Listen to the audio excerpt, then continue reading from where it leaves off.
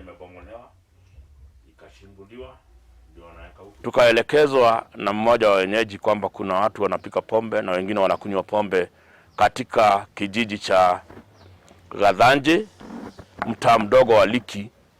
Ndiposa tukaja hapa kwa mama anaitwa Agnes Wangari, tukapata kushika pombe lita 75 ya chang'aa na kangara lita 830.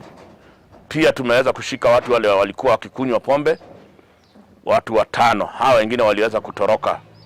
Na ni mazoea, huyu mama amekuwa, juzi tarehe 11 tulikuwa tumemshika, akapelekwa kotini na akapigwa fine ya 30,000. Januari tena tulikuwa kwa hii mji na tukaweza kushika pombe lita 985.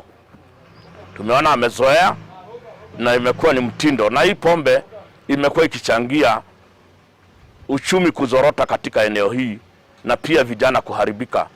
Ingawa serikali imepambana vilivyo, hiki kijiji vile kilikuwa zamani sivyo kilivyo kwa saizi.